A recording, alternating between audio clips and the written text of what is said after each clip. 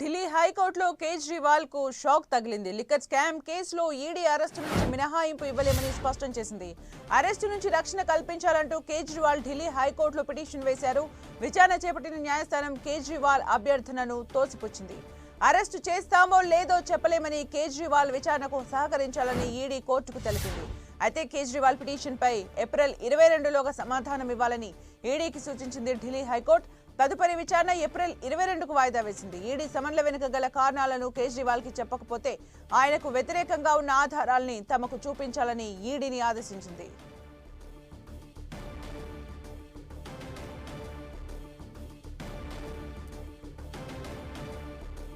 మరిన్ని అప్డేట్స్ మా ప్రతినిధి గోపి అందిస్తారు. గోపి.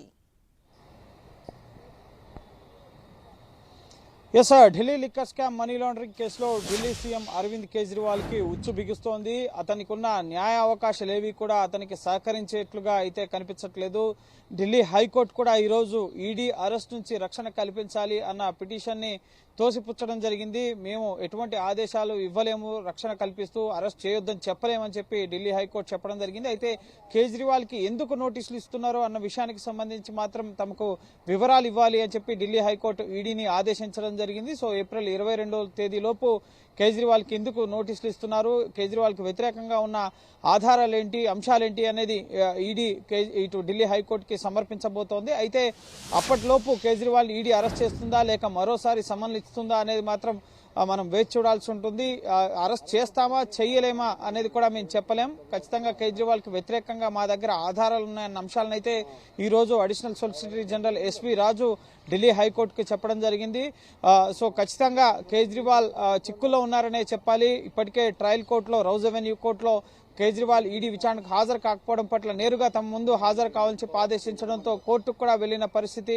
సో ఆ కేసులో బెయిల్ వచ్చినప్పటికీ కూడా ఆ కేసు విచారణ ఇటు రౌజ్ అవెన్యూ కోర్టులో ఏప్రిల్ 1న కొనసాగబోతోంది. అలాగే ఈడీ నోటీసులకు సంబంధించిన అంశంపైన ఢిల్లీ హైకోర్టులో ఏప్రిల్ 22వ తేదీన కేసు కొనసాగబోతోంది. సో ఆలోపు ఈడీ ఎటువంటి స్టెప్స్ తీసుకోవచ్చు అంటే ఖచ్చితంగా ఈడీ మరోసారి కేజ్రీవాల్ కి నోటీసులు ఇచ్చే అవకాశం ఉంటుంది, లేదా అరెస్ట్ చేసే ఎక్స్ట్రీమ్ స్టెప్ తీసుకునే అవకాశం కూడా ఉంటుంది. ఎందుకంటే కేజ్రీవాల్ కి న్యాయపరంగా ఇటు హైకోర్టులో ఎటువంటి ప్రొటెక్షన్ లభించలేదు కాబట్టి సో ఈడీ ఎటువంటి చర్యలకైనా సిద్ధమయ్యే అవకాశం ఉంటుంది. ఈ Delhi liquor scam money laundering కేసుకు సంబంధించి సుమారు 20 నెలలుగా ఎన్ఫోర్స్మెంట్ డైరెక్టరేట్ దర్యాప్తు జరుపుతోంది. ఇప్పటి వరకు 15 మందిని ఈ కేసులో అరెస్ట్ చేశారు. 128 కోట్ల ఆస్తుల్ని అటాచ్ చేయడం జరిగింది. దేశవ్యాప్తంగా 245 ప్రాంతాల్లో సోదాలు చేయడం జరిగింది.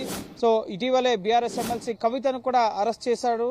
అలాగే ఈ కేసుకు సంబంధించి కేజ్రీవాల్ ఇన్వాల్వ్మెంట్ ఉంది అన్న ఆధారాలు కూడా అనేక సార్లు ముఖ్యంగా చార్జ్ షీట్లలోనూ, రిమాండ్ రిపోర్ట్లలోనూ కూడా ఎన్ఫోర్స్మెంట్ డైరెక్టరేట్ పేర్కొనడం జరిగింది. కేజ్రీవాల్ 100 కోట్ల రూపాయల పార్టీ ఫండ్ అడిగారు అని చెప్పి కవితకు సంబంధించిన ముఖ్యంగా రిమాండ్ రిపోర్ట్లో ఇటు మాగుంట శ్రీనివాసులు రెడ్డి, కవిత, అలాగే శరత్ చంద్ర, ఇటు అభిషేక్ బోయిన్పల్లి, గోరంట్ల బుచ్చిబాబు, అలాగే విజయ్ నాయర్ వీళ్ళకి సంబంధించిన కన్వర్సేషన్స్ ని పొందుపరచడం జరిగింది. ఆ విషయాల్ని రిమాండ్ రిపోర్ట్ లో ఇటు కోర్టుకు కూడా తెలియపరచడం జరిగింది. సో ఖచ్చితంగా కేజ్రీవాల్ అయితే ఇప్పుడు చిక్కులో ఉన్నారనే చెప్పాలి. ఏ క్షణమైనా ఎటువంటి స్టెప్ అయినా సరే ఈడీ తీసుకునే అవకాశం అయితే ఉంది. ఎందుకంటే ఈ రోజు 9వసారి ఈడీ విచారణకి ఈ రోజు కేజ్రీవాల్ హాజరు కావాల్సింది. కానీ కోర్టులో ఈ కేసు పెండింగ్ లో ఉండడంతో ఈ రోజు కూడా ఆయన విచారణకు హాజరు కాలేదు. సో నెక్స్ట్ మళ్ళీ కేజ్రీవాల్ కి నోటీసులు ఇవ్వడం కానీ లేక అతన్ని అదుపులోకి తీసుకుని ప్రశ్నించడం కానీ ఎటువంటి చర్యకైనా కూడా ఈడీ ఉపక్రమించే అవకాశం అయితే ఉంది.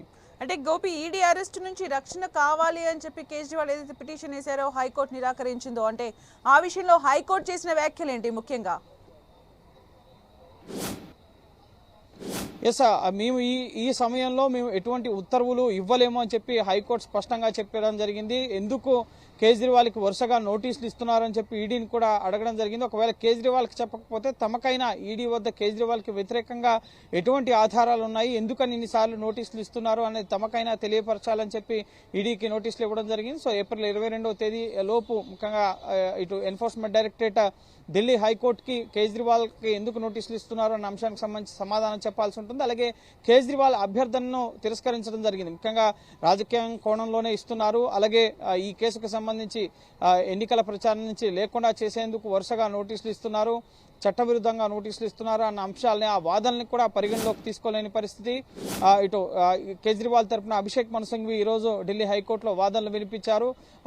రాజకీయ కక్ష సాధింపు చర్యలో భాగంగానే నోటీసులు ఇస్తున్నారు అన్న అంశాన్ని కోర్టు దృష్టికి తీసుకెళ్లడం జరిగింది. అయితే ఎస్వి రాజు అడిషనల్ సొలిసిటర్ జనరల్ ఈడీ తరపు న్యాయవాది ఇప్పటికే ఈ కేసులో అనేక మందిని అరెస్ట్ చేశాం, కేజ్రీవాల్కి వ్యతిరేకంగా ఆధారాలు ఉన్నాయన్న అంశాన్ని కోర్టు దృష్టికి తీసుకెళ్లడం జరిగింది. సో కోర్టు కూడా గమనిస్తోంది. ఎందుకంటే ఇప్పటి వరకు 9 సార్లు నోటీసులు ఇచ్చాం, కానీ ఒక్కసారి కూడా విచారణకి కేజ్రీవాల్ సహకరించట్లేదు అన్న అంశాన్ని ఇటు ఎన్ఫోర్స్మెంట్ డైరెక్టరేట్ తరపు న్యాయవాది కోర్టుకు వివరించడం జరిగింది. అయితే ఎందుకు నోటీసులు ఇస్తున్నారో తమకు తెలియపరచాలి, కేజ్రీవాల్కి చెప్పకపోయినా మాకైనా చెప్పాలని చెప్పడంతో ఏప్రిల్ 22వ తేదీకి ఈ కేసు వాయిదా వేయడం జరిగింది. సో ఏప్రిల్ 22వ తేదీలోపు ఏమైనా జరిగే అవకాశాలు ఉంటాయి. ఎందుకంటే కోర్టుల పరిధిలో ఉన్న అంశం కాబట్టి ఏప్రిల్ 1న రౌజ్ అవెన్యూ కోర్టులో ఈ కేసు ట్రయల్ కోర్టులో విచారణ జరగబోతోంది. అలాగే ఏప్రిల్ 22న ఇటు ఢిల్లీ హైకోర్టులో విచారణ జరగబోతుంది. అయితే అరెస్ట్ నుంచి మాత్రం ఎటువంటి ప్రొటెక్షన్ లేదు కాబట్టి సో ఈడీ ఎటువంటి చర్య అయినా తీసుకునే అవకాశం ఉంటుంది. గతంలో సుప్రీంకోర్టులోనే కవితకు అండర్టేకింగ్ ఇచ్చి మరి విరుద్ధంగా అరెస్ట్ చేశారు అన్న వాదన ఉంది.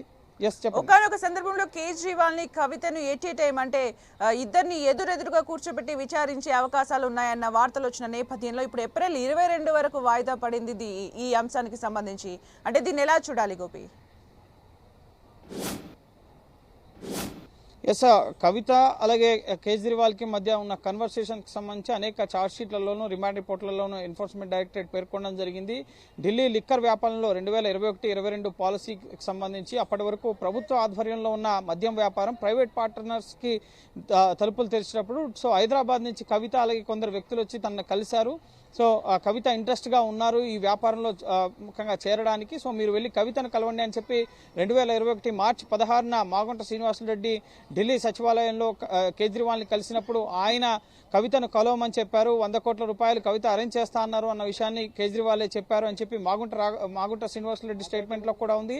అలాగే మాగుంట శ్రీనివాసరెడ్డి 2021 మార్చి 19వ తేదీన హైదరాబాద్లో కవితను ఆమె నివాసంలో కలిసినప్పుడు కూడా కేజ్రీవాల్ 100 కోట్లు అడిగారు. సో దీనికి మనం డబ్బులు అరేంజ్ చేయాల్సి ఉంటుందని చెప్పి ఆమె కూడా చెప్పిందని చెప్పి శ్రీనివాసరెడ్డి స్టేట్మెంట్లో ఉంది. సో ఖచ్చితంగా కేజ్రీవాల్ ఇన్వాల్వ్మెంట్ ఈ కేసులో స్పష్టంగా నిందితులు ఇచ్చిన స్టేట్మెంట్స్లో అయితే ఖచ్చితంగా కనిపిస్తోంది. సో అది నిజమా కాదా తెలుసుకోవాలంటే కనుక కవితను అలాగే కేజ్రీవాల్ని ఎదురెదురుగా కూర్చోబెట్టి మాట్లాడాల్సి ఉంటుంది, కన్ఫ్రంట్ చేయాల్సి ఉంటుంది. కాబట్టి సో ఈ నేపథ్యంలోనే కేజ్రీవాల్కి వరుసగా గడిచిన 5 నెలలుగా 9 సార్లు నోటీసులు ఇచ్చారు. ఈ కేసుకు సంబంధించి 100 కోట్ల ముడుపుల వ్యవహారం కానీ, పాలసీ రూపకల్పనలో జరిగిన అక్రమాలు కానీ, అలాగే సౌత్ గ్రూప్తో ఉన్న లావాదేవీలకు సంబంధించి వారితో ఉన్న సంబంధాలకు సంబంధించి కేజ్రీవాల్ని అడగాలి అని చెప్పి ఎన్ఫోర్స్మెంట్ డైరెక్టరేట్ అనేక సార్లు నోటీసులు ఇచ్చినా కేజ్రీవాల్ వాటిని తప్పించుకుంటూ వస్తున్న పరిస్థితి ఉంది. సో కేజ్రీవాల్ ఖచ్చితంగా విచారణకు హాజరైతే కనుక కవితతోనూ అలాగే ఇతర నిందితులు ఎవరైతే నేరుగా కేజ్రీవాల్తో మాట్లాడారో సమీర్ మహేంద్రతో కానీ, మనీష్ సిసోడియా ఇటువంటి ఈ కేసులో అరెస్ట్ అయి నిందితులుగా ఉన్నవారు ఉన్నారు. సో వారితో కలిపి కేజ్రీవాల్ని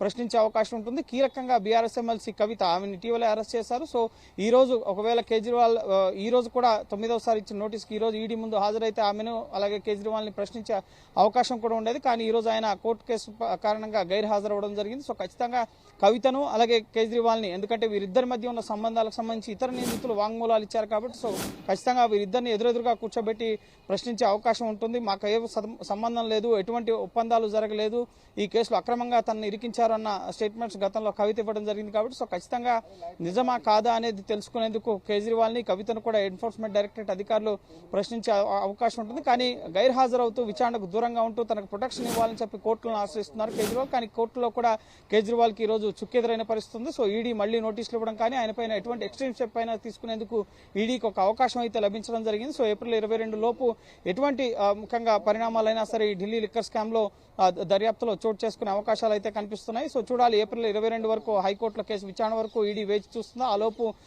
ఎటువంటి చర్యలు తీసుకోవద్దని అయితే కోర్టు చెప్పలేదు. కాబట్టి ఎటువంటి చర్యలకు ఈడీ సిద్ధమవుతుందనేది మాత్రం మనం వేచి చూడాలి. Thank you Gopi for the updates.